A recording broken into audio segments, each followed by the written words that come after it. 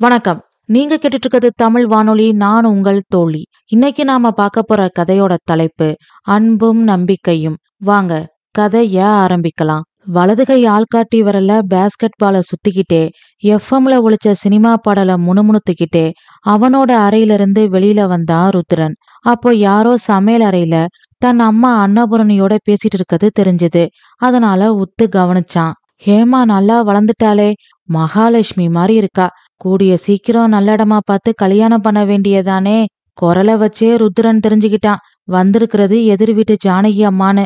ஜானகி அம்மா கேட்டதுக்கு அன்னபூரணி பெருமூச்சு விட்டுக்கிட்டே பதில் சொன்னான். ஆமா, நல்ல இடமா பார்க்கணும். எல்லாம் ருத்ரன் கையில தான் இருக்கு. அவன்தான் வரன் பார்த்து சீர்வரிசை எல்லாம் பேசி முன்னாடி நின்னு எல்லாத்தையும் எடுத்து போட்டு பொறுப்பா செய்யணும் அப்படின்னு அன்னபூரணி சொன்னதை கேட்டு ருத்ரனோட உள்ளம் புரிச்சுது. ஹேமாவோட திருமண பொறுப்பு அவனோடது. சபாஷ், அமர்க்கலப்படுத்திடணும். கச்சேரி, டான்ஸ், அறுசுவ விருந்து, ஆட்டம் பாட்டம் கொண்டாட்டம்னு இருக்கணும் அப்படின்னு மனசுக்குள்ள நினைச்சுக்கிட்டே சின்னதா புன்னகைச்சான் ருத்ரன். அப்போ அங்க சிரிச்சுக்கிட்டே அவனோட தங்கச்சி ஹேமா வந்தா. அவ முகத்துல அழகும் பொலிவும் ஒளி வீசுறத பார்த்தான். தன் தங்கச்சியோட அழகுக்கும் குணத்துக்கும் ஈடான மாப்பிளைய எங்கன்னு தேடுறது? அவளுக்கு ஏத்தவன் அழகா இருக்கணும், அதே சமயம் நல்ல குணம் உள்ளவனா இருக்கணும். அவன் எங்க இருக்கான், எப்படி கண்டுபிடிக்கிறது அப்படின்னு தீவிர சிந்தனையில இருந்தான் ருத்ரன். அப்போ ஹேமா அவனை பார்த்து கேட்டா, என்னன்னா கனவுலயே எனக்கு மாப்பிள்ள தேடுறியோ? ஆமா, உனக்கானவே எங்க பிறந்து வளர்ந்திருப்பான்னு யோசிக்கிறேன். நல்லா யோசிச்சப்போ அந்த ஜானகி அம்மாவுக்கு வேற வேலை இல்ல, வீடு வீடா போக வேண்டியது, உங்க பிள்ளைக்கு கல்யாணம் பண்ண வேண்டியதானே அப்படின்னு கேட்க வேண்டியது, கல்யாணம் ஆகியிருந்தா குழந்தை எப்போன்னு கேட்க வேண்டியது, குழந்தை பிறந்துட்டா அடுத்த குழந்தை எப்போன்னு கேட்க வேண்டியது. மனுஷங்க பிறந்ததே கல்யாணம் பண்ணிக்கவும் குழந்தை பெத்துக்கவும் தான் அப்படின்றது ஜானகி அம்மாவோட எண்ணம் அப்படின்னு ஹேமா சொன்னதும் ருத்ரன் சிரிச்சான். அப்புறம் சொன்னான், அவங்க என்ன எப்படி வேணாலும் இருக்கட்டும், ஆனா அவங்க கேக்குறதுல தப்பு இல்லையே. கூடிய சீக்கிரம் உனக்கு கல்யாணம் பண்ணணும். இன்னும் 6 மாசத்துல உனக்கு படிப்பு முடிய போகுது. எம்எஸ்சி முடிச்சிருவ. இப்போதுல இருந்து மாப்பிள்ளை பார்த்தா தானே சரியா இருக்கும் அப்படின்னா ருத்ரன். போச்சுடா, நீயும் ஆரம்பிச்சிட்டியா? என்ன இந்த வீட்டை விட்டு துரத்துறதுல ரொம்ப ஆர்வமா இருக்க போல. சி, அப்படியெல்லாம் இல்ல ஹேமா. உனக்கு அப்பாவும் நான் தான், அண்ணனும் நான் தான். நம்ம அப்பா இருந்திருந்தா என்ன பண்ணுவாரோ அத நான் பண்ண போறேன். என்னவோ பண்ணுங்க, நான் என் ரூமுக்கு போறேன் அப்படின்னு சொல்லிட்டு ஹேமா அவளோட ரூம்குள்ள போயிட்டா. அவ போன பிறகு மறுபடியும் ஜானகி அம்மா அன்னபூரணி பேச்ச உன்னிப்பா கவனிச்சான் ருத்ரன். உங்க பையன் படிப்பு முடிச்சிட்டானா? இல்ல, மேல எம்இ படிக்கிறான். ஓ, அப்போ படிச்சு பெரிய விலையில சேர போறான். அப்புறம் என்ன, ஹேமா கல்யாணத்தை ஜாம் ஜாம்னு அவன் நடத்திடுவான். அப்படித்தான் நானும் நினைச்சிட்டு இருக்கேன். ஆனா அவனுக்கு பொறுப்பே இல்ல, விளையாட்டு பிள்ளையா இருக்கான். ஹேமாவுக்கு கல்யாணம்னு சொன்னா சின்ன பிள்ளை, இப்போ என்ன அவசரம், படிச்சு முடிச்சதும் கல்யாணம் பண்ணணுமா, கொஞ்ச நாளைக்கு வேலைக்கு போகட்டும் அப்படி இப்படின்னு சொல்லுவான். கல்யாண பேச்ச ஆரம்பிக்கும் போதே இப்படி அபசகுணமா ஏதாவது சொல்லிருவானோன்னு பயந்து அவன்கிட்ட நான் இத பத்தி பேசல. அவனுக்கு பொறுப்பே இல்ல ஜானகி அம்மா அப்படின்னா அன்னபூரணி. அதுக்கு மேல அவங்க பேச்ச கேட்க விரும்பாம ருத்ரன் பேஸ்கெட் பால் விளையாட கிளம்பிட்டான். அவன் முகம் சுருங்கி போச்சு, உள்ளம் வாடிடுச்சு. உலகத்தையே கூட அவன் எதிர்த்து ஜெயிச்சிருவான். ஆனா அவனோட அம்மாவுக்கு அவன் மேல நம்பிக்கை வர வைக்கிறதுக்கான அவனோட போராட்டம் தினத்தந்தியில வர கன்னித்தீவு மாதிரி நீண்டுகிட்டே போகுது. அவனுக்கு பொறுப்பே இல்ல அப்படின்ற வார்த்தையை கேட்டு கேட்டு அவன் மனம் சலிச்சு போச்சு. ருத்ரன் 12வது படிக்கும்போது அவனோட அப்பா இறந்துட்டாரு. எப்படி வாழ்றதுன்னு அன்னபூரணி அழுதா. ருத்ரன், ஹேமா எல்லாரும் அப்பாவை பிரிஞ்ச மீளா துயரத்துல சிக்கி கண்ணீர் வடிச்சுக்கிட்டு இருந்தாங்க. ஆனா அன்னபூரணியோட வருத்தம் நாளடைவுல ருத்ரனை குறை சொல்றதா மாறுச்சு. இந்த ருத்ரனுக்கு பொறுப்பே இல்ல, எப்படி வாழ போறானோ, எங்களை எப்படி காப்பாத்த போறானோ அப்படின்னு அடிக்கடி சொல்லி அன்னபூரணி அழுதா. அவங்க குடும்பம் ஒன்னும் பெருசில்ல. அன்னபூரணி, ருத்ரன், ஹேமா 3 பேரு மட்டும்தான். வசதி வாய்ப்புகள், பணங்காசுக்கு கவலை இல்ல. ருத்ரன் குடும்பம் பரம்பரை பணக்கார குடும்பம். அதனால செல்வ செழிப்புக்கு குறைவில்ல. அப்பாவோட பிரிவை தவிர வேற எதுவும் அவனை பாதிக்கல. 12th நல்லா படிச்சான். அந்த ஸ்கூல்லையே முதல் மாணவனா வந்தான். ஆனாலும் அன்னபூரணிக்கு அவன் மேல நம்பிக்கை இல்ல. அவனோட படிப்பு, திறமை, அவன் முதல் மாணவனா வந்தது எதுவும் அவளை திருப்திப்படுத்தல. பள்ளிக்கூடத்துல என்ன படிக்கிறானோ, நான் ஒண்ணு சொன்னா அவன் ஒண்ணு செய்றான். சொல்றத காது கொடுத்தும் கேக்குறது இல்ல, கேக்குறத ஞாபகம் வச்சுக்கிறதும் இல்ல. கவனக்குறைச்சல் அதிகம், கொஞ்சம் கூட பொறுப்பே இல்ல அப்படின்னு அடிக்கடி ருத்ரனை குறை சொல்லிக்கிட்டே இருந்தா அன்னபூரணி. ருத்ரனுக்கு ஒன்னும் புரியல. 12வது வகுப்பு படிக்கிற மாணவனுக்கு படிக்கிறத விட வேற என்ன பொறுப்பு இருக்கு? பணங்காசு பிரச்சனைனா படிப்பை விட்டுட்டு வேலைக்கு போகலாம். பணத்துக்கு பஞ்சம் இல்ல. அதனால பள்ளிக்கு போய் நல்லா படிக்கிறேன். பள்ளியில முதல் மாணவனா வர்றேன். வேற என்ன நான் செய்யணும்? எதை செஞ்சா நான் பொறுப்பானவன்னு அர்த்தம்? எது பொறுப்பு? அம்மாவோட விருப்பம்தான் என்ன?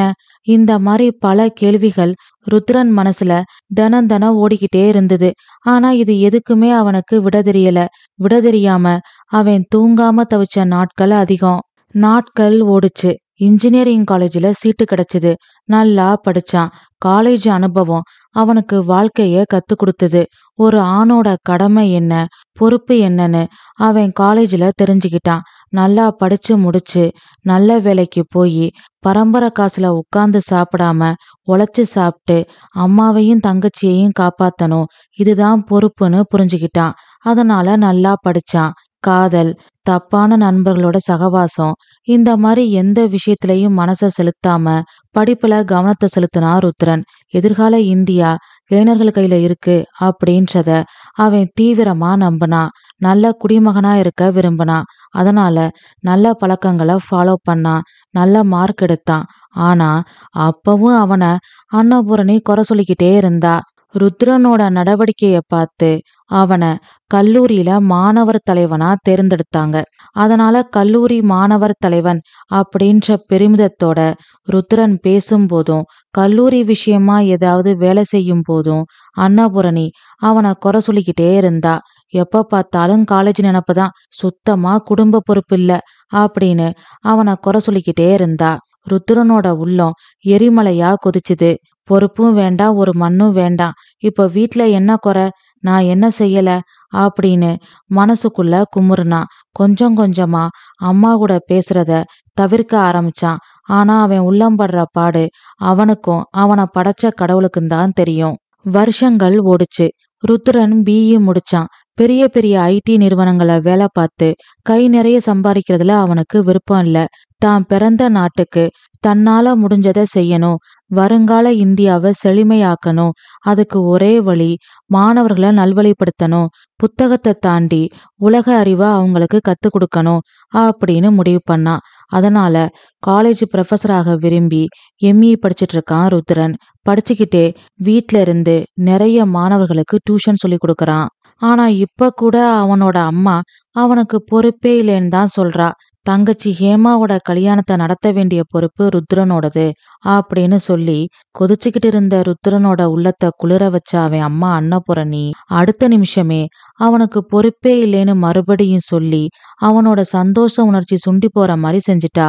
இதுக்கு எப்பதான் முடிவு வரும்? அம்மாவுக்கு தான் மேல எப்பதான் நம்பிக்கை வரும் அப்படின்னு அவன் உள்ளம் குமுறுச்சு. பேஸ்கெட் பால், காலேஜ், சாயந்தரம் டியூஷன்னு தன்னோட கவனத்தை மாத்தனா ருத்ரன். அன்னைக்கு ராத்திரி சாப்பிடும்போது அம்மா கிட்ட பேசினா. அம்மா, என்னப்பா, ஹேமாவுக்கு இன்னும் 6 மாசத்துல படிப்பு முடிய போகுது. இன்னும் 2 மாசத்துல அவளுக்கு பிறந்த நாள் வருது. 21 வயசு ஆக போகுதுல்ல? ஆமாப்பா, நேத்து தான் அவ பிறந்த மாதிரி இருக்கு. அதுக்குள்ள நாளும் பொழுதும் ஓடுது. அவளோட பிறந்த நாளுக்கு நான் ஒரு பரிசு கொடுக்க போறேம்மா. அப்படியா? என்ன பரிசுப்பா? அவளுக்கு ஏத்த நல்ல புருஷன் அப்படின்னு சொல்லிட்டு தன்னோட தங்கச்சி ஹேமாவை பார்த்து கண்களை சிமிட்டனா ருத்ரன். சரியா சொன்ன. ஆனா 2 மாசத்துக்குள்ள நல்ல வரன் அமைஞ்சிருமா? நல்ல குணம் உள்ளவனா, நல்லவனா, சொத்து பத்து உள்ளவனா பார்க்கணும். சீர்வரிசை பத்தி பேசணும். ஜாதக பொருத்தம் பார்க்கணும். எவ்வளவு வேலை இருக்கு. அத்தனையும் 2 மாசத்துல நடக்குமா என்ன? கனவுல வேணா நீ சொன்னது நடக்கலாம். நிஜத்துல நடக்கிறது சிரமம். கல்யாணம் ஆயிரங்காலத்து பயிரு. பொறுமையா விசாரிச்சு செய்யணும் அப்படின்னா அன்னபூரணி. நீங்க கவலைப்படாதீங்கம்மா. இவ படிப்பு முடிய 6 மாசம் டைம் இருக்கு. முதல்ல இவ பிறந்த நாளைக்குள்ள மாப்பிள்ளைய செலக்ட் பண்ணுவோம்.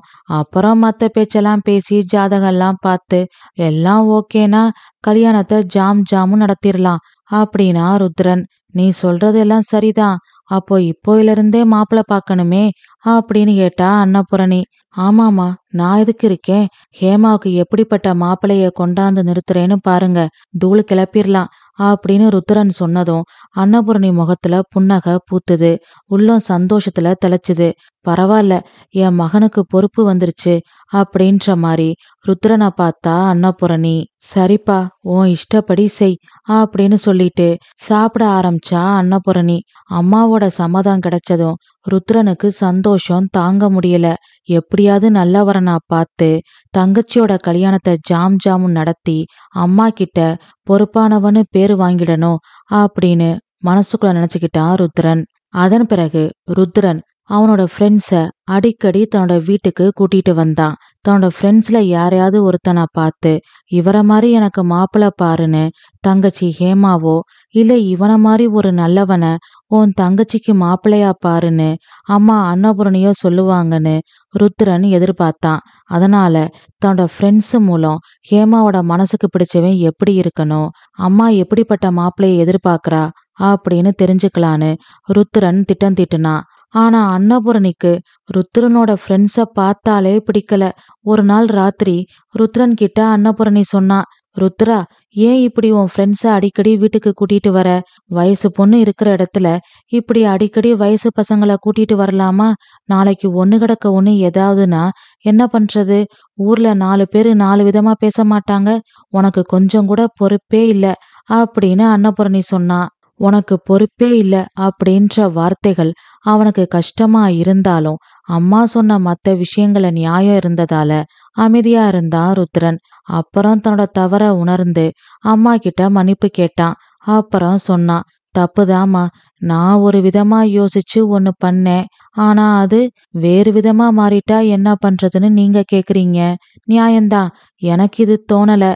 நான் இனிமே இப்படி பண்ண மாட்டேன் அப்படின்னு சொல்லிட்டு அவனோட ரூம்குள்ள போயிட்டான் ருத்ரன். சொன்னா புரிஞ்சுக்கிறான், பொறுப்பு வந்துருச்சு அப்படின்னு அன்னபூரணி மனசுக்குள்ள நினைச்சுக்கிட்டு தூங்க போனா.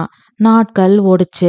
ஹேமாவோட திருமண விஷயமா மும்மரமா வேலை பார்த்தான் ருத்ரன். ஹேமாவோட அழகுக்கும் அறிவுக்கும் ஏத்த வரனா தேடுனா. ருத்ரனோட செய்கை ஒவ்வொன்னும் அன்னபூரணிய சந்தோஷப்படுத்துச்சு. அவனை குறை சொல்லாம பாராட்ட ஆரம்பிச்சா. அன்னபூரணியோட பாராட்டு தான் ருத்ரனை ஊக்கப்படுத்துச்சு. அதனால இடைவிடாம முயற்சி பண்ணா. அவனோட முயற்சிக்கு பலன் கிடைச்சது. ஒரு நல்ல வரன் அமைஞ்சது. மாப்பிளைய அன்னபூரணிக்கு பிடிச்சிருந்தது. அம்மாவும் அண்ணனும் சொன்னாங்கன்ற ஒரே காரணத்துக்காக ஹேமாவும் கல்யாணத்துக்கு சம்மதிச்சா. மத்தபடி மாப்பிள்ளை மீது ஈடுபாடோ அன்போ காதலோ அவளுக்கு தோணவே இல்ல. பெண் பார்க்கும் படலம் முடிஞ்சது. ஜாதக பொருத்தம் இருந்தது. வரதட்சணை சீர்வரிசை எல்லாம் ஒத்து வந்தது. தை மாதம் முகூர்த்தம் குறிக்கப்பட்டது. அப்பதான் ருத்ரனுக்கு கடைசி வருஷ எம்ஏ பரீட்சை. இருந்தாலும் ருத்ரன் கலங்கல. தங்கச்சியோட கல்யாணத்தை சீரும் சிறப்புமா நடத்தி அதே சமயம் எக்ஸாம்ல நல்ல மார்க் எடுத்து வெற்றி பெற முடியும் அப்படின்னு அவன் நம்பினான். அதனால எக்ஸாமுக்கும் படிச்சான், கல்யாண வேலைகளையும் பார்த்தான். ஆனா எதிர்பாராத விதமா அவனோட திட்டம் மாப்பிள்ளை வீட்டாரால மாறுச்சு. ஹேமாவுக்கு பார்த்த மாப்பிள்ளைக்கு 2 மாசத்துல ப்ரமோஷன் கிடைக்க போதான். அதுக்கப்புறம் அவனை வேற ஊருக்கு டிரான்ஸ்ஃபர் பண்ண போறாங்களாம். அதனால ப்ரமோஷன் கிடைச்ச பிறகு எந்த ஊருக்கு டிரான்ஸ்ஃபர் கிடைக்குதுன்னு பார்த்துட்டு அந்த ஊர்ல குடியிருக்க வீட்டை பார்த்துட்டு அப்புறம் கல்யாணத்தை வச்சுக்கலாம் அப்படின்னு மாப்பிள்ளை வீட்டுக்காரங்க கிட்ட இருந்து தகவல் வந்தது. இந்த தகவல் வந்ததும் ருத்ரன் சந்தோஷப்பட்டான். மாப்பிள்ளை வீட்டுக்காரங்கிட்ட இருந்து வந்த தகவலை அம்மா அன்னபூரணி கிட்ட சொல்லி சந்தோஷப்பட்டான். அப்புறம் சொன்னான், அம்மா, மாப்பிள்ளை வீட்டுக்காரங்க ரொம்ப நல்லவங்களா இருக்காங்க. நம்ம ஹேமாவை மாப்பிள்ளையோட தனி குடுத்தன வச்சிருவாங்க போல. அது மட்டும் இல்ல, இந்த 2 மாசத்துல எனக்கு எக்ஸாம் முடிஞ்சிரும். எல்லாத்துக்கும் வசதியா இருக்கு அப்படின்னு சொல்லி சந்தோஷப்பட்டான் ருத்ரன். ஆனா அன்னபூரணி சந்தோஷப்படல. கல்யாண தேதி குறிச்சிட்டு அது தள்ளி போறது நல்லதா? இதுக்குத்தான் சொன்னேன், உனக்கு பொறுப்பு இல்லைன்னு. எனக்கு என்னவோ இது சரியா படல. நீ என்னடானா ரொம்ப சந்தோஷப்படுற அப்படின்னா அன்னபூரணி. மறுபடியும் பொறுப்பில்ல அப்படின்ற வார்த்தையை கேட்டு ருத்ரன் திடுக்கிட்டான். கொஞ்ச நாள் நிம்மதியா இருந்தோம், இப்போ மறுபடியும் அதே வார்த்தை அப்படின்னு திடுக்கிட்டு போனா ருத்ரன். ஏமா எல்லாம் நல்லதாத்தானே நடக்குது. மாப்பிள்ளைக்கு ப்ரமோஷன் கிடைக்க போகுது. ஹேமா மாப்பிள்ளையோட தனி குடித்தனம் போக போறா. நானும் எக்ஸாம் நல்லபடியா எழுத போறேன். வேற என்னம்மா பிரச்சனை அப்படின்னு நொந்து போய் கேட்டான் ருத்ரன். என்னவோப்பா, எனக்கு இது சரியா படல. நிச்சயம் பண்ணி கல்யாண தேதி குறிச்ச பிறகு கல்யாணம் தள்ளி போறது எனக்கு மனசுக்கு ஒரு மாதிரியா இருக்கு. ப்ரமோஷனுக்கும் டிரான்ஸ்ஃபருக்கும் கல்யாணத்துக்கும் என்ன சம்பந்தம்னு நீ மாப்பிள்ளை வீட்டை ஒரு வார்த்தை கேட்டிருக்கலாம். உன்னோட பரீட்சைய யோசிச்சு நீ கேட்காம இருந்துட்ட. நீ உன்னை பத்தி மட்டும்தான் யோசிக்கிற.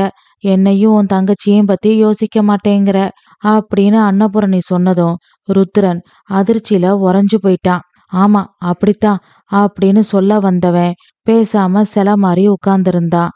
ஏமா கல்யாணத்துக்காக பரீட்சைய பத்தி கூட கவலைப்படாம எல்லாத்துக்கும் சம்மதிச்சேன். மாப்பிள்ளை தேடி ஊரு ஊரா அலைஞ்சேன். மாப்பிள்ளைய பத்தி விசாரிச்சேன். ஜாதக பொருத்தம் பார்க்க ஒரு ஜோசியருக்கு 4 ஜோசியர்கிட்ட போனேன். அத்தனையும் காலேஜுக்கு லீவு போட்டுட்டு அலைஞ்சேன். இப்ப கல்யாணத்தையும் நடத்தி பரீட்சையும் எழுதிடலாம். நேரம் கிடைக்கும் போது படிச்சுக்கலாம்னு நினைச்சேன்.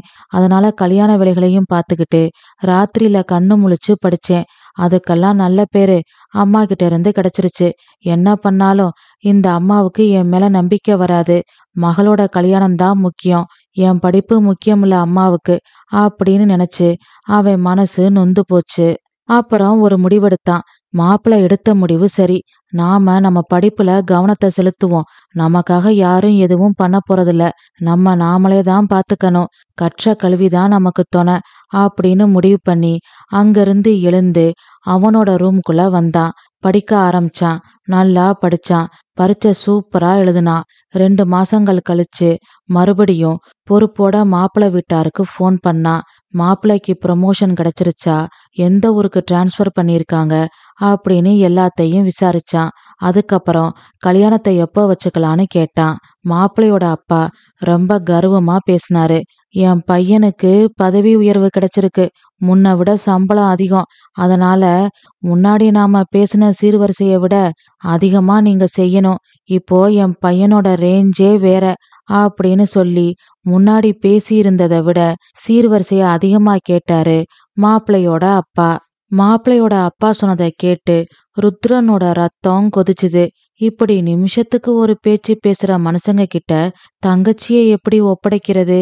நாளைக்கு இன்னும் பதவி கிடைச்சா ஹேமா கிட்ட இருந்து இன்னும் அதிகமா எதிர்பார்க்க மாட்டாங்கன்றதுக்கு என்ன உத்தரவாதம்? பணத்துக்கு முக்கியத்துவம் கொடுக்கும் ஆட்களோட தன்னோட அருமை தங்கச்சி எப்படி வாழ்வா அப்படின்னு நினைச்சு அவன் குழம்பி தவிச்சான். மாப்பிள்ளையோட அப்பா கிட்ட எதுவும் சொல்லாம போனை வச்சிட்டான். அப்புறம் அம்மா கிட்ட மாப்பிள்ளையோட அப்பா சொன்னதை சொல்லி சத்தம் போட்டான் ருத்ரன். இப்படி சொன்ன சொல்லு தவறியவர்களின் சம்பந்தம் வேண்டான்னு கத்துனான். ஆனா அன்னபூரணி ருத்ரன் மேல கோவப்பட்டா.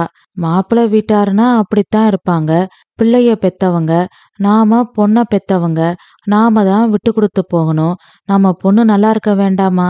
நம்ம பொண்ணு நல்லா இருக்கணும்னா நாம கொஞ்சம் அனுசரிச்சு போகணும். இது கூட உனக்கு தெரியல.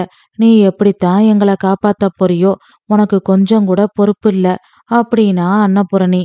அவங்க நல்லவங்களா இருந்திருந்தா, உயர்ந்தவங்களா இருந்திருந்தா நாம அனுசரிச்சு விட்டு கொடுத்து போகலாம். அவங்க குணத்தை விட பணத்தை முக்கியமா நினைக்கிறவங்களா அல்பத்தனமா நடந்துக்கிறாங்க. இவங்க கிட்ட எப்படி அனுசரிச்சு விட்டு கொடுத்து போக முடியும் அப்படின்னு மனசுக்குள்ள நினைச்சுக்கிட்டான் ருத்ரன். மேற்கொண்டு அம்மா கிட்ட பேசி அம்மாவுக்கு புரிய வைக்க முடியாதுன்னு ருத்ரன் தங்கச்சி ஹேமாவை பார்த்து கேட்டான். இப்படி சொல்றது ஒன்னும் செய்யறது ஒண்ணுமா இருக்கிற குடும்பம் உனக்கு ஓகேவா? கல்யாணத்துக்கு முன்னாடி ப்ரமோஷன் வந்ததுக்காக பேசுனதை விட அதிகமா வரதட்சணை கேக்குறவங்க நாளைக்கு கல்யாணம் ஆன பிறகு மாப்பிள்ளைக்கு இதை விட உயர் பதவி கிடைச்சிட்டா என்ன செய்வாங்க? உன்கிட்ட இன்னும் பணம் கேட்டு தொல்லை பண்ண மாட்டாங்கன்னு என்ன நிச்சயம்? மாப்பிள்ளையோட அப்பா அம்மா தான் அந்த காலத்து ஆட்கள். மாப்பிள்ளை இந்த காலத்து ஆளுதானே. அவராவது இது தப்புன்னு அவங்க அப்பா அம்மாவுக்கு எடுத்து சொல்லி புரிய வச்சிருக்கலாம்ல. ஆனா அவரும் பேசாம அவங்க அப்பா அம்மா சொல்றதுக்கு சம்மதம் மாதிரி இருக்காரு. இப்பவே இப்படி இருந்தா நாளைக்கு கல்யாணம் ஆன பிறகு மாப்பிள்ளை உனக்கு எந்த விதத்திலும் சப்போர்ட்டா இருக்க மாட்டாரு. நீ என்ன நினைக்கிற? மாப்பிள்ளைய பத்தி, அவங்க குடும்பத்தை பத்தி நீ என்ன நினைக்கிற அப்படின்னு ஹேமாவை பார்த்து கேட்டான் ருத்ரன். இதுல நான் என்னன்னா நினைக்கிறதுக்கு இருக்கு? நீ என்ன பண்ணாலும் எனக்கு ஓகே தான் அண்ணா. இல்லம்மா, நிச்சயம் முடிஞ்சு 2 மாசம் ஆச்சு. இந்த 2 மாசத்துல நீ மாப்பிள்ளை கூட போன்ல பேசி பழகி காதல் அது இதுன்னு ஏதாவது இருக்கான்னு கேக்குறேன். அப்படியெல்லாம் ஒண்ணும் இல்லைண்ணா. கல்யாணத்துக்கு முன்னாடி மாப்பிள்ளை பொண்ணு பேசிக்க கூடாதுன்னு அம்மா ஸ்ட்ரிக்டா சொல்லிட்டாங்க. அதனால எனக்கு அவரு நம்பர் கூட தெரியாது. அது மட்டும் இல்ல, எனக்கு அவரு மேல எந்த ஈடுபாடும் இல்ல, இஷ்டமும் இல்ல. நீயும் அம்மாவும் சொன்னீங்கன்னு தான் நான் ஓகே சொன்னேன். மத்தபடி எனக்கு எந்த இன்ட்ரெஸ்டும் இல்ல. அம்மா தான் நல்ல சம்பந்தம், இந்த இடத்த விட்டுறக்கூடாதுன்னு பிடிவாதமா இருக்காங்க அப்படின்னா ஹேமா. ஹேமா சொன்னதை கேட்டு பெருமிதத்தோட அம்மாவை பார்த்தான் ருத்ரன். பணங்காசு எப்ப வேணாலும் சம்பாதிக்கலாம் ருத்ரா, ஆனா நல்ல வரன் அமையுமா அப்படின்னு கேட்டா அன்னபூரணி. கண்டிப்பா இதை விட அருமையான வரன் அமையும் அப்படின்னு சொல்லிட்டு ருத்ரன் மாப்பிள்ளை வீட்டுக்காரங்களுக்கு ஃபோன் பண்ணான். இந்த சம்மந்தத்துல எங்களுக்கு இஷ்டம் இல்ல. பணத்தை முக்கியமா நினைக்கிறவங்க வீட்டுக்கு என் தங்கச்சிய மருமகளா அனுப்ப முடியாது. மனுஷனா பிறந்தா மனசாட்சிக்கு பயந்து வாழணும், சொன்ன சொல்ல காப்பாத்தணும். இது ரெண்டும் உங்ககிட்ட இல்ல. குணம் கெட்டவங்க வீட்ல என் தங்கச்சியால வாழ முடியாது. நீங்க வேற இடம் பாத்துக்கங்க அப்படின்னு சொல்லிட்டு மறுமொழிக்காக காத்திருக்காம போனை வச்சுட்டான் ருத்ரன். நாட்கள் ஓடுச்சு. பொறுப்பு இல்லாம வந்த வரனை வேண்டான்னு சொல்லிட்டியேன்னு அன்னபூரணி புலம்பிக்கிட்டே இருந்தா. ருத்ரன் காலேஜ் ப்ரொஃபஸர் ஆனா. ஹேமா வீட்ல இருந்தே சின்ன சின்ன கைவினை பொருட்கள் செஞ்சு ஆன்லைன்ல வியாபாரம் பண்ணா. அவளுக்கான அடையாளத்தை அவ உருவாக்கிக்கிட்டா. அதுக்கு பெருந்துணையா இருந்தது அவளோட அண்ணே ருத்ரன். 2 வருஷங்கள் ஓடிருச்சு. அன்னபூரணியோட புலம்பல் நாளுக்கு நாள் அதிகமாச்சு. அப்போ ஹேமாவுக்கு ஒரு நல்ல வரன் வந்தது. சதா சர்வகாலமும் குறை சொல்லிட்டு இருக்கிற அம்மா முன்னாடி தங்க ஹேமாவோட கல்யாணத்தை சீரும் சிறப்புமா நடத்தணும். அது மட்டும் இல்லாம போற இடத்துல ஹேமா பொருளாதார ரீதியா யாரையும் சார்ந்திருக்காம இருக்கணும். அவளுக்கான சுய அடையாளத்தை அவ யாருக்காகவும் எதுக்காகவும் விட்டு கொடுக்க கூடாது அப்படின்னு முடிவு பண்ணா. அதனாலதான் ஆன்லைன் விற்பனை மூலம் அவளின் திறமைக்கான அங்கீகாரத்தை பெற்று தந்தான். இப்போ ஒரு நல்ல குணம் உள்ள அழகான மாப்பிளைய தேர்ந்தெடுத்தான். மாப்பிள்ளையோட பேரு ஆதித்யா. ஹேமாவோட கல்யாணம் சீரும் சிறப்புமா நடந்தது. ஹேமாவோட கல்யாணத்தை சீரும் சிறப்புமா முடிச்ச திருப்தியில இருந்தான் ருத்ரன். இனிமேலாவது அம்மா தன்னை பொறுப்பானவனு ஏத்துக்கிட்டா சரிதான் அப்படின்னு மனசுக்குள்ள நினைச்சுக்கிட்டான் ருத்ரன். நாட்கள் மாசங்கள் ஓடுச்சு. தினமும் ஒரு நாளைக்கு ஒரு தரமாவது ஹேமா பிறந்த வீட்டுக்கு ஃபோன் பண்ணிருவா. புகுந்த வீட்டுல சௌக்கியமா நிம்மதியா சந்தோஷமா இருக்கிறதா ஹேமா சொன்னா. அதை கேட்டு ருத்ரன் சந்தோஷப்பட்டான். அம்மாவை பார்த்து சொன்னான். அம்மா, ஹேமா சொன்னதை கேட்டியா? எப்படிப்பட்ட தங்கமான மாப்பிள்ளைய நான் ஹேமாவுக்கு பார்த்திருக்கேன்னு. இதுல இருந்து உனக்கு தெரிஞ்சிருக்கும். ஹேமா இப்படி சந்தோஷமா இருக்கணும்னு தானே நாம ஆசைப்பட்டோம். இப்ப பாரு அவ எவ்வளவு சந்தோஷமா இருக்கான்னு. இதை விட வேற என்ன நமக்கு வேணும்? எப்படியோ பொறுப்பா ஹேமா கல்யாணத்தை முடிச்சிட்டேன். இப்பவாது நான் பொறுப்பானவனு நீ நம்புறியா அப்படின்னு கேட்டான் ருத்ரன். ம், உனக்கு எங்க பொறுப்பு இருக்கு? கல்யாணம் பண்ணிட்டா எல்லா கடமையும் பொறுப்பும் முடிஞ்சிருச்சா? அவ கஷ்டப்படாம இருந்தாலும் சரி, வருத்தப்படாம இருந்தாலும் சரி, அவ மேல உனக்கு அக்கறை இருக்க வேண்டாமா? நீ அவ கூட பிறந்தவன். நீ கடமை முடிஞ்சிருச்சுன்னு உன் தங்கச்சிய கை கழுவி விட்டுறலாமா? அவ சந்தோஷமாவே இருந்தாலும் நீ அவளுக்கு அடிக்கடி ஃபோன் பண்ணி விசாரிக்கணும். அவளுக்கு வேண்டியது என்னன்னு தெரிஞ்சுக்கிட்டு அவ கேக்குறதுக்கு முன்னாடியே நீ செய்யணும். இது எதுவுமே செய்யாம பொறுப்பானவனு உன்ன நீயே சொல்லிக்கிட்டா எப்படி? இன்னும் உனக்குன்னு ஒருத்தி வரல, அதுக்குள்ள உன் தங்கச்சிய கை கழுவி விட்டுட்ட. இன்னும் உனக்குன்னு ஒருத்தி வந்துட்டா அவ்வளவுதான், என்னையும் கை கழுவி விட்டுருவ. உனக்கு கொஞ்சம் கூட பொறுப்பே இல்ல அப்படின்னு வருத்தத்தோட சொன்னா அன்னபூரணி. அன்னபூரணி சொன்னதை கேட்டு திடுக்கிட்டு போனா ருத்ரன். இதுக்கு மேல ஒரு மனுஷன் என்ன செய்யணும்? இப்படி தங்கச்சியே பாத்துக்கிட்டு இருந்தா என் வாழ்க்கை. அப்போ அம்மாவுக்கு ஹேமா நல்லா இருந்தா போதும், நான் எப்படி இருந்தாலும் பரவாயில்ல. இது என்ன நியாயம்? ஹேமாவுக்கும் எனக்கும் இவங்க தானே அம்மா. அது என்ன, ஒரு கண்ணுல வெண்ணையும் ஒரு கண்ணுல சுண்ணாம்பும் வைக்கிறது? என் கல்யாணத்தை பத்தி நான் யோசிக்க கூட இல்ல. ஆனா அதுக்குள்ள அம்மா என் கல்யாணம், எனக்கு வரப்போற மனைவி பத்தி எல்லாம் இப்படி யோசிக்கிறாங்களே. என் மீதும் நம்பிக்கை இல்ல, எனக்கு மனைவியா வரப்போறவ யாருன்னே தெரியாது. அவ மேலையும் அம்மாவுக்கு நம்பிக்கை இல்ல. இதுக்கு என்னதான் பண்றது? என்னதான் ஒன்னொன்னையும் பார்த்து பார்த்து செஞ்சாலும் இந்த அம்மாவுக்கு என் மேல நம்பிக்கை வரப்போறதில்ல அப்படின்னு நினைச்சு மனசுக்குள்ள குமுறுனா ருத்ரன். மனைவி வந்தா நம்ம மனசு மாறிடுமா என்ன? அப்படிப்பட்டவனா நான் கிடையாது. நான் அப்படிப்பட்டவன் இல்ல. இருந்தாலும் எதுக்கு கல்யாணம்? கல்யாணம்னு ஒண்ணு பண்ணிக்கிட்டாதானே இந்த பிரச்சனை எல்லாம். பேசாம அம்மாவுக்கு பிள்ளையா கடைசி வரைக்கும் இருந்துட்டா எந்த பிரச்சனையும் இல்ல. ஏன்னா அம்மாவுக்கு நம்ம மேல நம்பிக்கை இல்ல. ஏதாவது குறை சொல்லிக்கிட்டே இருப்பாங்க. இது எனக்கு மனைவியா வரப்போறவளுக்கு பிடிக்காம இருக்கலாம். அவ ஏதாவது சொல்லுவா. அது மட்டும் இல்ல, அவ மேலயும் அம்மாவுக்கு நம்பிக்கை இல்ல. அவளையும் அம்மா ஏதாவது சொல்லி அவ ஏதாவது பதிலுக்கு பேசி இந்த தலைவலியெல்லாம் தேவையா? பேசாம பிரம்மச்சாரியா இருக்கலாம் அப்படின்னு முடிவெடுத்தான் ருத்ரன். ஆனா நாம ஒண்ணு நினைக்க தெய்வம் ஒண்ணு நினைக்கும். ஹேமாவோட சொந்தக்கார பொண்ணு நந்தினி. ஹேமாவோட மாமனார் மூலம் நந்தினியோட ஜாதகம் வந்தது. ருத்ரனுக்கும் நந்தினிக்கும் ஜாதக பொருத்தம் அமோகமா இருந்தது. சம்மந்தி வீடு சொன்ன இடம், அதுவும் மக வாழ்ந்துட்டு இருக்கிற வீடு. அவங்க சொன்ன சம்மந்தம் வேண்டான்னு சொன்னா ஹேமாவோட வாழ்க்கைக்கு ஏதாவது பிரச்சனை வந்துருமோ அப்படின்னு பயந்து ருத்ரனோட விருப்பத்தை கூட கேட்காம அன்னபூரணி சம்மதம் சொன்னான். அம்மாவோட கட்டாயத்தின் பேர்ல பெண் பார்க்கும் படலம் நடந்தது. நந்தினிய பார்த்ததும் ருத்ரனுக்கு பிடிச்சு போச்சு. நந்தினியோட குடும்பம் ஒரு மிடில் கிளாஸ் குடும்பம்னு பார்த்ததுமே தெரிஞ்சுக்கிட்டான் ருத்ரன். நந்தினியோட அழகு, சிரிக்கும்போது பவள வாயில தெரியிற முத்து பற்கள், அவளோட கயல்விழியில தெரியிற கனிவு, அன்பு எல்லாம் ருத்ரனை கவர்ந்துச்சு. ஆனா அன்னபூரணிக்கு இந்த இடம் பிடிக்கல. அதுக்கு காரணம் நந்தினி குடும்பத்தோட பொருளாதார நிலை. தனக்கு இருக்கிற வசதிக்கும் மகன் ருத்ரனோட படிப்புக்கும் வேலைக்கும் சம்பளத்துக்கும் ஏத்த இடம் இது இல்ல அப்படின்றது அன்னபூரணியோட எண்ணம். ஆனா ஹேமாவோட மாமனார் மாமியார் ஏதாவது நினைச்சுப்பாங்களோ, அதனால மக ஹேமாவோட வாழ்க்கையில பிரச்சனை வந்துருமோ அப்படின்னு பயந்து அன்னபூரணி அமைதியா இருந்தா. ஹேமாவோட கணவர் ஆதி ருத்ரனை பார்த்து கேட்டாரு, என்ன மச்சான், பொண்ணு பிடிச்சிருக்கா? உங்களுக்கு ஓகேனா மேற்கொண்டு பேசலாம் அப்படின்னாரு. ருத்ரன் சிரிச்சுக்கிட்டே சொன்னான், இதுல மேற்கொண்டு பேச என்ன இருக்கு? எனக்கு பொண்ண பிடிச்சிருக்கு அப்படின்னு சொன்னான். ரொம்ப சந்தோஷம். அப்ப சீர்வரிசை பத்தி பேசலாமா? அதத்தான் மேற்கொண்டு பேசலாமான்னு கேட்டேன் அப்படின்னாரு ஆதி. சீர்வரிசை எதுவும் வேண்டாம் மாப்ள. ஒரு பொண்ணுக்கு கல்யாணம் நடக்கணும்னா அந்த குடும்பம் எவ்வளவு கஷ்டப்படும்னு எனக்கு நல்லா தெரியும். நானும் என் தங்கச்சிக்கு கல்யாணம் பண்ணியிருக்கேன். வசதி வாய்ப்புகள் உள்ள நாங்களே இவ்வளவு கஷ்டப்பட்டோம்னா பணங்காசு இல்லாதவங்களோட நிலைமை என்னால புரிஞ்சுக்க முடியுது. அதனால எங்களுக்கு சீர்வரிசை எதுவும் வேண்டாம். எனக்கு நல்ல மனைவியா, எங்க அம்மாவுக்கு நல்ல மருமகளா, இந்த குடும்பத்தை பொறுப்பா பார்த்துக்கிட்டு ஹேமாவுக்கு நல்ல தோழியா, அண்ணியா, அம்மாவா நந்தினி இருந்தா போதும். நானும் அவங்க குடும்பத்துக்கு மருமகனா இல்லாம மகனா இருப்பேன். என்னைய பொண்ணுக்கும் பொண்ணு வீட்டுக்காரங்களுக்கும் பிடிச்சிருந்தா நிச்சய தேதியும் முகூர்த்த தேதியும் குறிக்கட்டும் அப்படின்னா ருத்ரன். நந்தினியோட அப்பா அம்மா கண்கள்ல இருந்து ஆனந்த கண்ணீர் வடிஞ்சுது. ஹேமாவோட வாழ்க்கைய மனசுல வச்சுக்கிட்டு அன்னபூரணியும் கல்யாணத்துக்கு சம்மதம் சொல்லிட்டா. பெருமிதத்தோட ஹேமா கேலண்டரை கொண்டு வந்து நந்தினியோட அப்பா கிட்ட கொடுத்தா. நந்தினியோட அப்பா கண்ணீரை தொடச்சுக்கிட்டு முகூர்த்த நாளை குறிச்சாரு.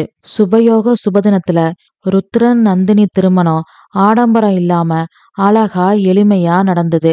நந்தினி குடும்ப விளக்கா மங்களகரமா புகுந்த வீட்டுக்கு வந்தா. பொறுப்பா எல்லா வேலையும் பார்த்தா. ருத்ரன் நந்தினியோட இல்லறம் இனிமையா இருந்தது.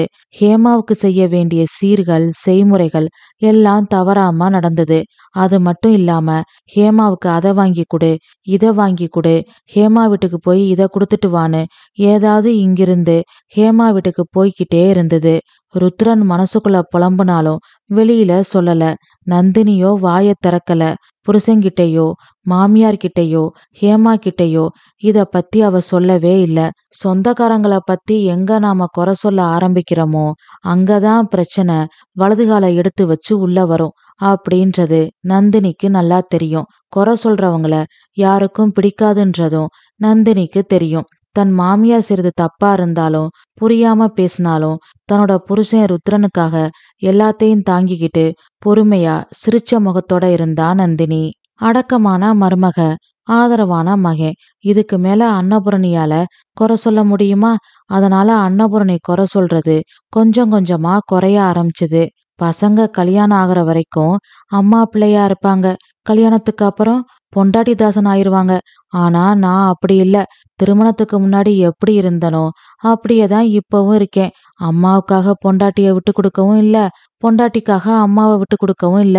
அதுக்கு காரணம் நந்தினி தான். குடும்ப சூழ்நிலைய புரிஞ்சுக்கிட்டு நடந்துக்கிறா. அம்மாவோட குணத்தை நல்லா தெரிஞ்சு வச்சிருக்கா.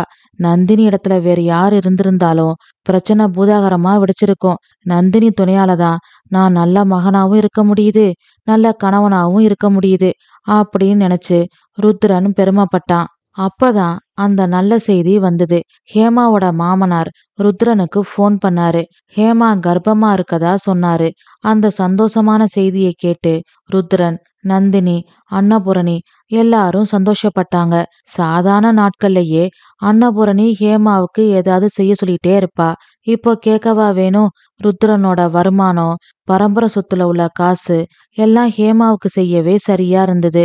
நாட்கள் ஓடுச்சு. தல பிரசவத்துக்காக ஹேமாவை வீட்டுக்கு கூட்டிட்டு வந்தாங்க. ஹேமாவுக்கு அழகான பெண் குழந்தை பிறந்தது. சீர்வரிசைகளோட ஹேமாவை புகுந்த வீட்டுக்கு அனுப்பி வச்சாங்க ருத்ரனும் நந்தினியும். சில மாசங்கள் கழிச்சு ஹேமா வீட்ல இருந்து போன் வந்தது.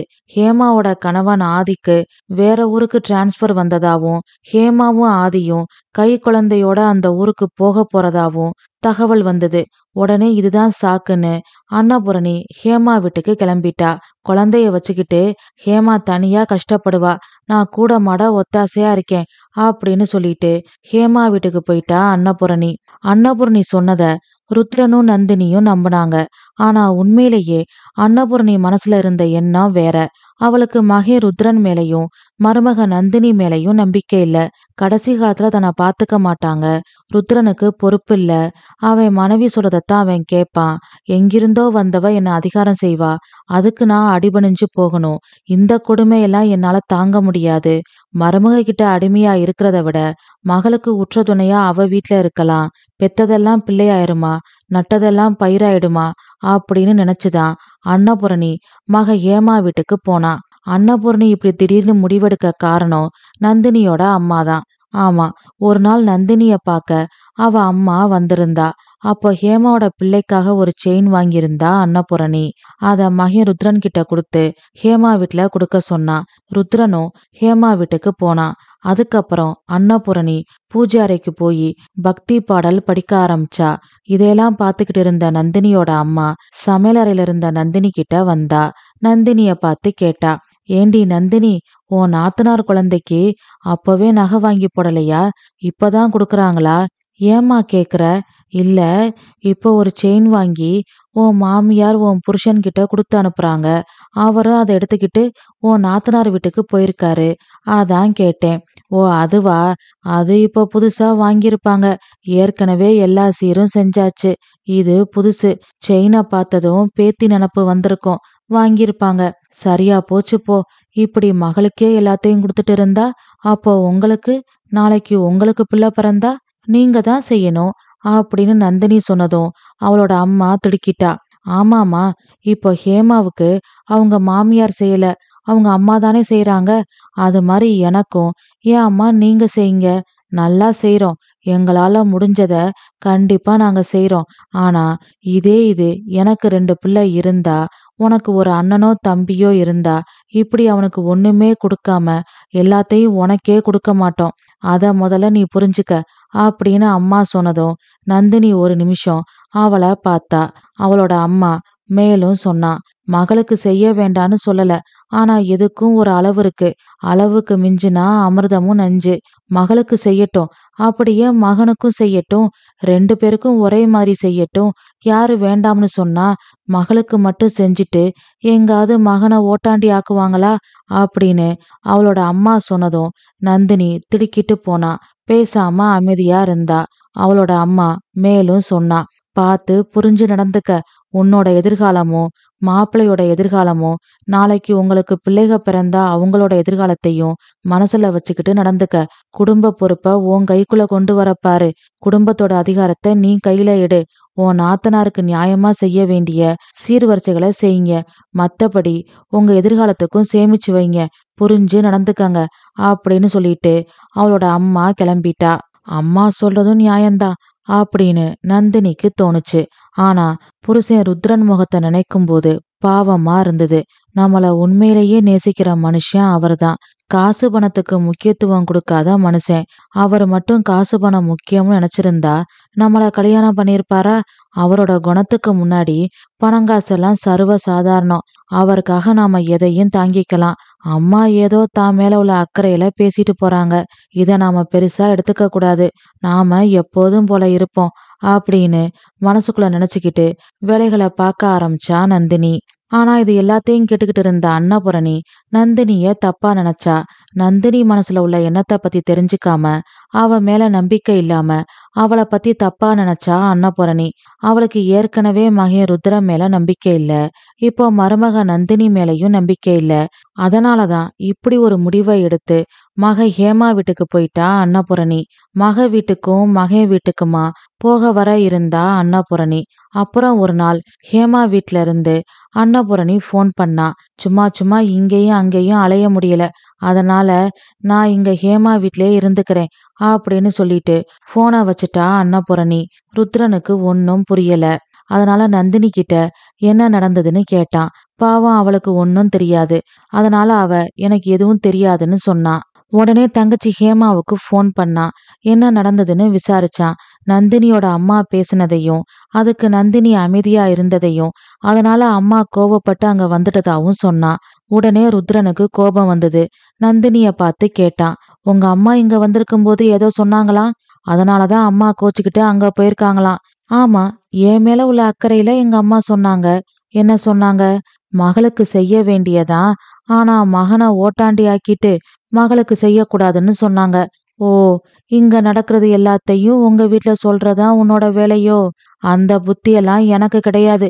அப்படி நான் சொல்ல ஆரம்பிச்சிருந்தா இந்நேரம் நம்ம வாழ்க்கை கோர்ட்டு கேஸ் வரைக்கும் போயிருக்கோம். ஏன் நந்தினி, என்ன சொல்ற? ஆமா, உங்க அம்மாவுக்கு ரெடிமேடு நகை வாங்குறது பிடிக்காது. அதனால நகை செய்யற ஆசாரி செல்வத்தை வர சொல்லி இருந்தாங்க. அவரும் வந்தாரு. அன்னைக்கு என்ன நடந்ததுன்னு தெரியுமா அப்படின்னு கேட்டா நந்தினி. என்ன நடந்தது அப்படின்னு ருத்ரன் கேட்க அன்னைக்கு நடந்ததை சொல்ல ஆரம்பிச்சா நந்தினி. அந்த செல்வத்துக்கிட்ட டிசைன் இப்படி இருக்கணும் அப்படி இருக்கணும்னு சொல்லி ஒரு செயின் பண்ண சொன்னாங்க. அவரும் சரின்னு சொல்லிட்டு கேட்டாரு. இது யாருக்குமா, உங்க மருமகளுக்கா அப்படின்னு கேட்டாரு. அதுக்கு அத்தை, ஏன் கேக்குறீங்க அப்படின்னு கேட்டாங்க. இல்ல, உங்க மருமகளுக்குன்னா அவங்களுக்கு பிடிச்ச டிசைன்ல செய்யலாம் இல்லையா, அதுக்காக கேட்டேன் அப்படின்னாரு. அதுக்கு அத்தை, அவளுக்கு இல்ல, இது என் பொண்ணுக்கு அப்படின்னு சொன்னாங்க. அதுக்கு அந்த செல்வம் கேட்டாரு, எப்ப பார்த்தாலும் உங்க பொண்ணுக்கே செய்றீங்களே, உங்க மருமகளுக்கு ஒண்ணு செய்யக்கூடாதான்னு கேட்டாரு. அதுக்கு அத்தை என்ன சொன்னாங்க தெரியுமா அப்படின்னு சொல்லி அழுதா நந்தினி. அழுகாத, அம்மா என்ன சொன்னாங்க அப்படின்னு கேட்டான் ருத்ரன். பொண்ணுக்கு எவ்வளவு வேணாலும் செய்யலாம். நாளைக்கு நம்மள பாத்துக்க போறது அவதானே. என்ன இருந்தாலும் மருமக வேற வீட்டு பொண்ணுதானே.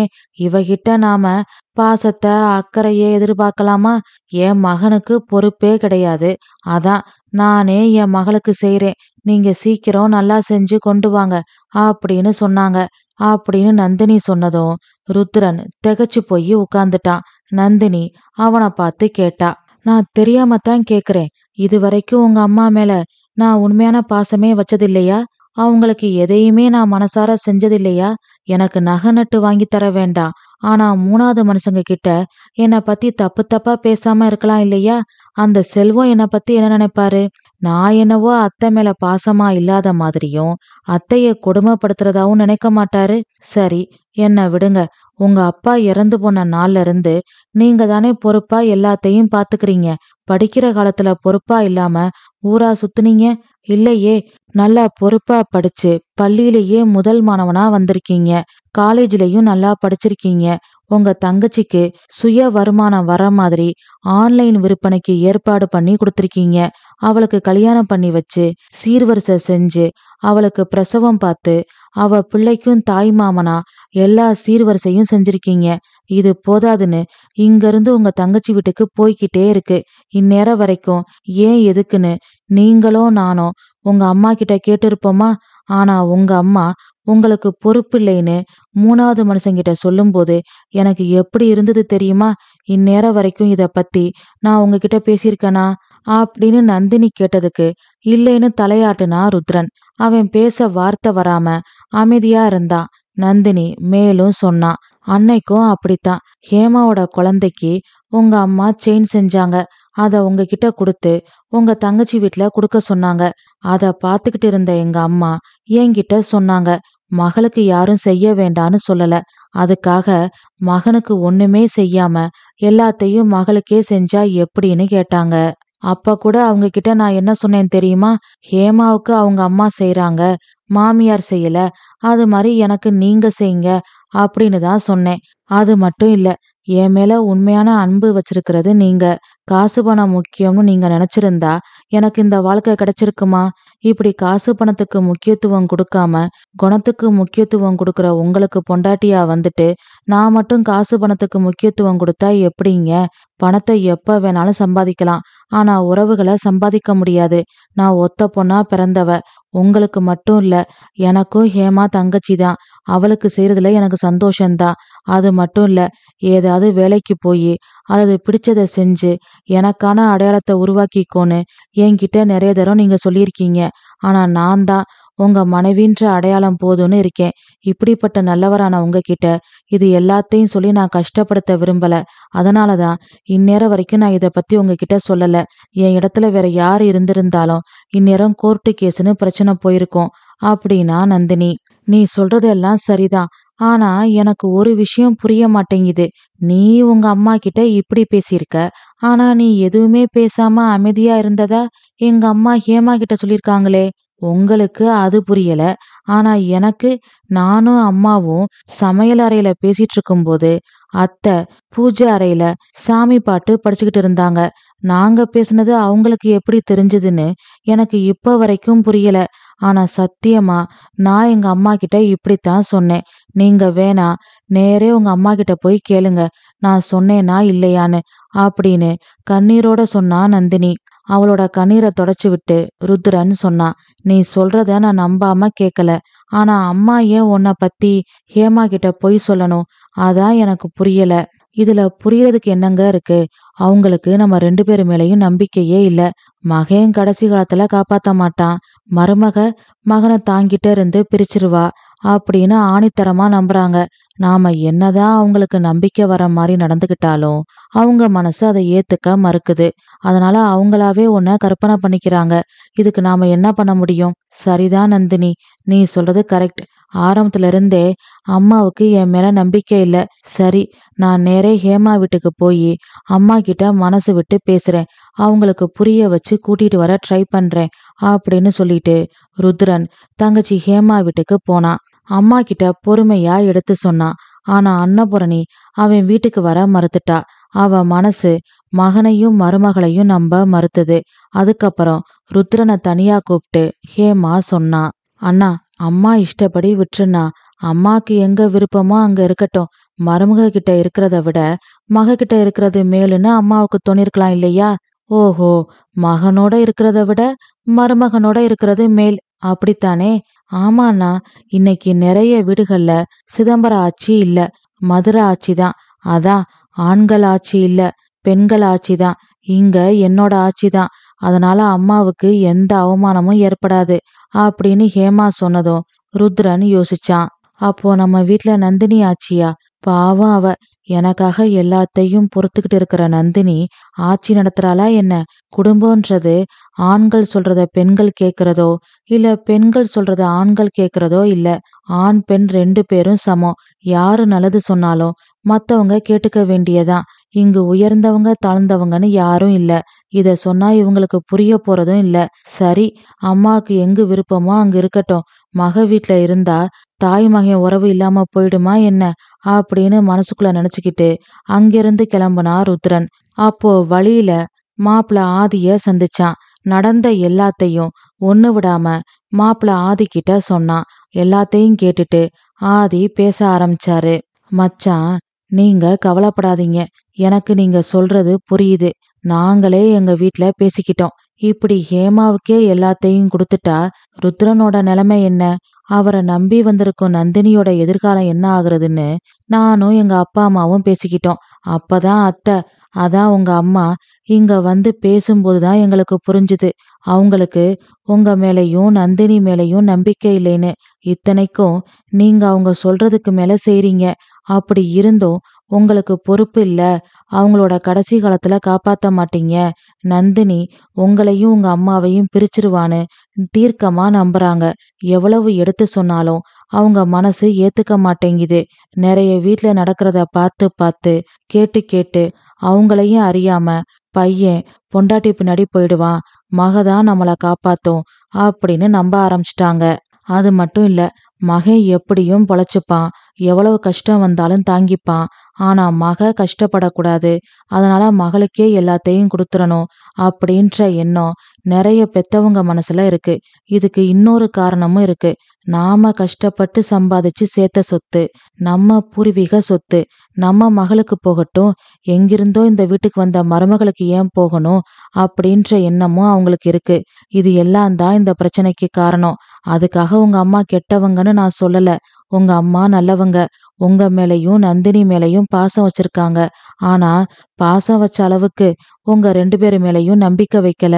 இந்த உலகத்துல பாதி குடும்பங்கள நடக்கிற பிரச்சனைக்கு மூல காரணமே நம்பிக்கை இல்லாததான். உறவுக்குள்ள அன்பு மட்டும் இருந்தா போதாது, நம்பிக்கையும் வேணும். நம்ம பிள்ளை நம்மள காப்பாத்துவான், நாம நல்லா இருந்தா நம்ம மருமகளும் நம்ம கிட்ட அன்பா இருப்பா அப்படின்னு பெத்தவங்க பிள்ளைகளை நம்பணும். நம்ம அப்பா அம்மா என்ன பண்ணாலும் என்ன சொன்னாலும் அது நம்ம நல்லதுக்குத்தான் அப்படின்னு பிள்ளைங்க பெத்தவங்கள நம்பணும். அன்பும் நம்பிக்கையும் சேர்ந்தாதான் உறவு நீடிச்சு நல்லா இருக்கும். இன்னைக்கு பெரும்பாலான வீட்ல மருமக நல்லவளாவே இருந்தாலும் மத்தவங்க பேச்ச கேட்டு அவ மேல நம்பிக்கை வைக்காம மாமியார் அவளை குறை சொல்ல ஆரம்பிக்கும் போதுதான் பிரச்சனை ஸ்டார்ட் ஆகுது. அதே மாதிரி மாமியார் மருமகள்னா பிரச்சனை தான் அப்படின்னு ஆழமா பதிஞ்சு போனதாலதான் மாமியார் சின்னதா ஏதாவது சொன்னா கூட மருமகளுக்கு தப்பா தெரியுது. நம்ம மக தப்பு பண்ணா கோவப்படுவோமா? அப்படித்தான் மருமகளும் ஏதோ சின்ன பொண்ணு தெரியாம பண்ணிட்டா, போக போக சரியாயிடும் அப்படின்னு மாமியாரும், நம்ம அம்மா திட்டுனா வருத்தப்படுவோமா? அப்படித்தான் மாமியாரும் அப்படின்னு நினைச்சு வருத்தப்படாம சகஜமா மருமகளும் இருந்தா எந்த பிரச்சனையும் இல்ல.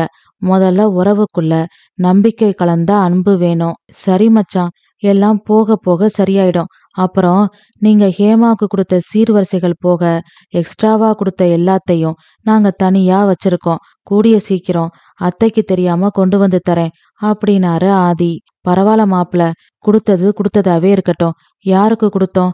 ஹேமாவுக்கு தானே, அதெல்லாம் உங்ககிட்டயே இருக்கட்டும் அப்படின்னா ருத்ரன். சரி மச்சான், நீங்க கவலைப்படாதீங்க. கொஞ்சம் கொஞ்சமா அத்தைக்கு புரிய வைக்க முயற்சி பண்ணுவோம். அவங்களுக்கு கூடிய சீக்கிரம் உங்க மேல நம்பிக்கை வரும். அவங்க உங்களை தேடி வருவாங்கன்னு நீங்களும் நம்புங்க. ஏன்னா நம்ம எண்ணங்களுக்கு நிறைய சக்தி இருக்கு. அதனால நல்லதே நினைங்க, எல்லாம் நல்லதா நடக்கும் அப்படின்னாரு ஆதி. சரி மாப்பிள, அம்மாவை பாத்துக்கங்க. அவங்க ஏதாவது சொன்னா நீங்க எனக்காக கொஞ்சம் அட்ஜஸ்ட் பண்ணிக்கோங்க. அப்பப்போ எனக்கு ஃபோன் பண்ணி அம்மா எப்படி இருக்காங்கன்னு சொல்லுங்க. கண்டிப்பா மச்சான், நீங்க கவலைப்படாதீங்க. அவங்க எனக்கும் அம்மா மாதிரிதான். நான் பாத்துக்கிறேன். நீங்க நந்தினி கூட நிம்மதியா சந்தோஷமா இருங்க. சீக்கிரம் எங்களுக்கு மருமகனை பெத்து கொடுங்க அப்படின்னு ஆதி சொன்னதும் சிரிச்சுக்கிட்டே புன்முறுவலோட வீட்டை நோக்கி நடக்க ஆரம்பிச்சான் ருத்ரன். கதை முடிவுற்றது. மீண்டும் அடுத்த கதையில் சந்திப்போம். நன்றி, வணக்கம்.